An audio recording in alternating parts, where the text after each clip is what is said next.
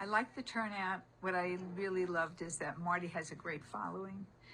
People understand what his message is, and more than anything, they understand Marty.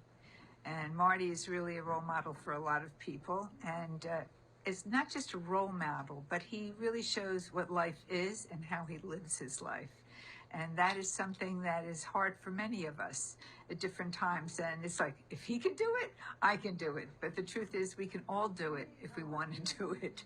So tonight was great because it was another opportunity for Marty to put out his ideas and his thoughts with some wonderful people involved.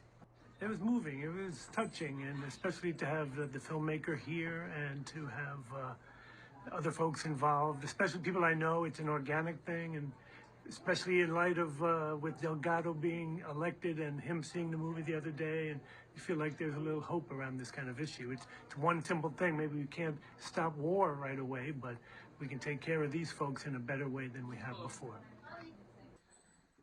I hope they understand that it's the people that need to change. If they change, if the mindset changes, they can get our politicians to change, and ultimately the military will change their rules for dealing with disabled veterans. First of all, I found it extraordinarily moving, but I also found it was beautifully made.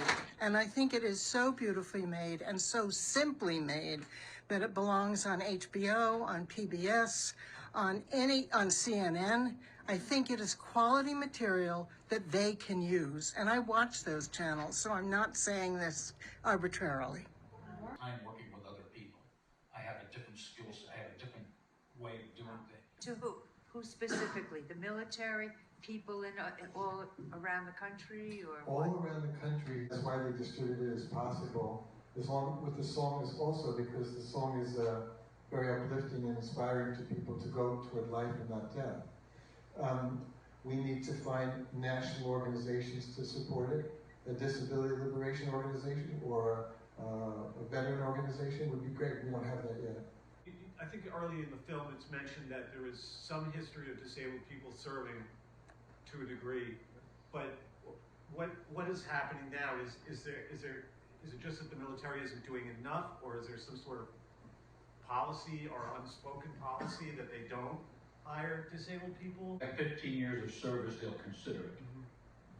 In my own case, I incurred different disabilities over a 21-year span. At one point, I was put before a medical board. The doctors recommend that I be discharged.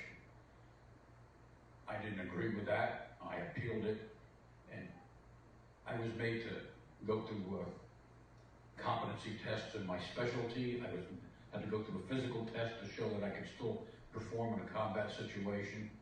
But as I said there, if you don't have 15 years, they just assume cut their losses and get rid of you.